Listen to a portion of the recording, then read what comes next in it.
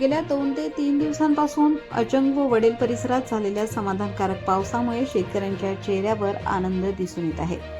पावसाच्या आगमनामुळे पेरणीला वेग आला असून बळीराजा सुखावला आहे. शेतात कामाची लगबग सुरू झाली असून काही ठिकाणी पेरणीही पूर्णत्वाकडे जात आहे. मात्र दुसरीकडे अल्पभूधारक शेतकऱ्यांसमोर आर्थिक अडचणींचे सावट कायम आहे. रासायनिक खते, बियाणे आणि युरियाच्या किमती वाढल्यामुळे शेती करणे कठीण झाले आहे. त्यातच मजुरीचे दर वाढले असून डिझेलच्या दरवाढीमुळे खर्चात अधिक भर पडत आहे. अनेक शेतकऱ्यांना कर्ज काढून शेती करावी लागत आहे. शेतकरी बापू पवार म्हणाले, पाऊस चांगला झाला आहे, पेरणी वेळेत होईल अशी अपेक्षा आहे. मात्र खतांच्या वाढलेल्या किमतींमुळे शेती करणे परवडत नाही. सरकारने यावर उपाययोजना करावी. विनोद शिरोळे यांनी सांगितले की पाऊस समाधानकारक असला तरी खर्च मोठ्या प्रमाणात वाढला आहे. पीक घेतल्यानंतर योग्य भाव मिळेल की नाही याबाबत शेतकऱ्यांमध्ये संभ्रम आहे. डॉक्टर मनोज जैन यांनी प्रशासनाकडे मागणी करत शेतकऱ्यांना अत्यल्प दरात पीक विमा उपलब्ध करून देण्याची तसेच खते व कृषी साहित्य सुलभ दरात उपलब्ध करून देण्याची गरज व्यक्त केली. परिसरातील शेतकरी, मजूर तसेच स्थानिक लोकप्रतिनिधींनीही वाढत्या खर्चाबाबत चिंता व्यक्त करत प्रशासनाने तातडीने मदत करावी अशी मागणी केली आहे. एकंदरीत पावसाने दिलासा दिला असला तरी अल्पभूधारक शेतकऱ्यांना अजूनही आर्थिक अडचणींचा सामना करावा लागत आहे. नमस्कार.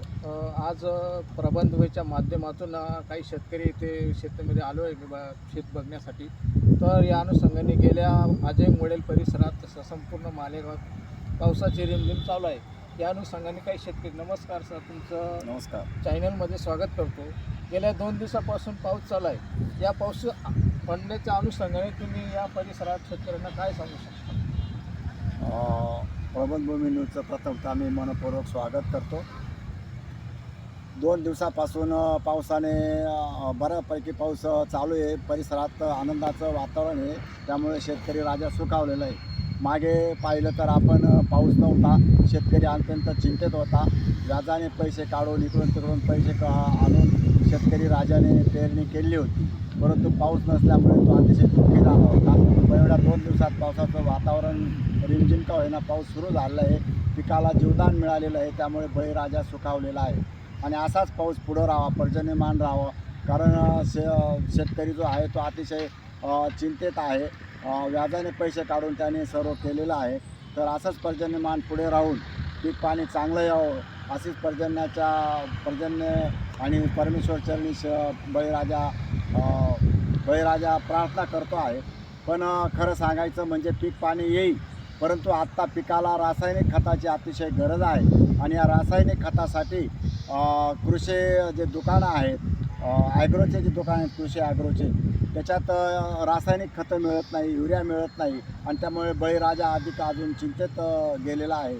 तर शासनाला आम्ही अशी सर्वजण विनंती करतो की रासायनिक खतं आणि विशेषतः युरिया खताचा शेतकऱ्यांना मुबलक पुरवठा व्हावा. प्रत्येक दुकानदार काय करतो, तिथं बियाणं घेतलेले असतील किंवा इतर खतं घेत असतील, पिकांची औषधं घेत असतील, त्या शेतकऱ्यांना युरियाचा खताचा पुरवठा होतो. परंतु बाकीच्यांना युरियाचा पुरवठा होत नाही.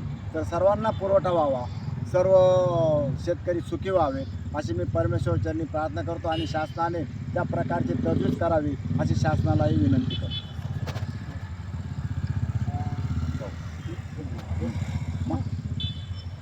तसेच नामवंत तिथे प्रगतशील डॉक्टर आहेत, शेतकरी पण आहेत, शेती पण व्यवसाय करत आहेत. तर या संघाने तुमचं प्रबंधभूमीच्या न्यूजच्या मार्फत स्वागत करतो.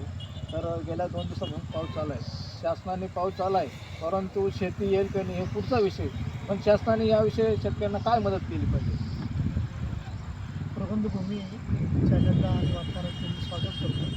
त्यांनी आमचे मनोगत जाणून घेण्यासाठी आमच्या बांधावर शेतावर आले.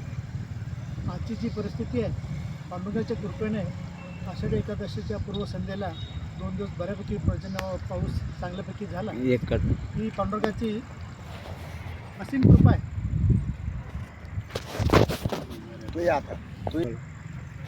पांडुरंगाच्या कृपेने आषाढी एकादशीच्या पूर्वसंध्येला 2-4 दिवसामध्ये जो पाऊस झाला त्याच्याने समाधानाचं वातावरण तयार झालेलं आहे. परिसरातील चनकापूर धरण, हरमारी धरण हे फुलं झाल्यामुळे पुढचे 4 महिने आनंदात जातील ही गोष्ट तेवढीच खरी आहे. पण आज पिकांना जी टच पडली, पिकं जी कमकुवत झालेली याच्यासाठी त्यांना रासायनिक खतं, फवारणी, मजुरी ह्या सर्व गोष्टींचा ताळमेळ बसवण्यासाठी सरकारने या गोष्टींमध्ये लक्ष दिलं पाहिजे. खतांचा सुरळीत पुरवठा झाला पाहिजे, जेणेकरून वेळोवेळी खात खिलाई, युरिया, सुपर फॉस्फेट सर्व पिकांना जर मिळालं तर हे आलेली पिकं अतिशय चांगल्या पद्धतीने येतील.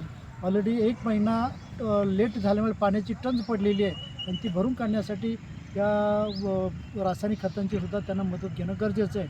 तर सरकारने या वितरणावर काटेकोरपणे लक्ष ठेवून शेतकऱ्यांच्या जिव्हाळ्याच्या प्रश्नासाठी त्यांनी लक्ष घालावं, जेणेकरून बळीराजाला चांगले सुखाचे दिवस येतील आणि सगळीकडे आनंद नांदेल, अशी मी सरकारलाही विनंती करतो. पांडुरंगालाही धन्यवाद देतो की त्याने आषाढी एकादशीच्या पूर्वी पावसाची बरसात करून एक नवचैतन्य निर्माण केलेलं आहे. जय हिंद.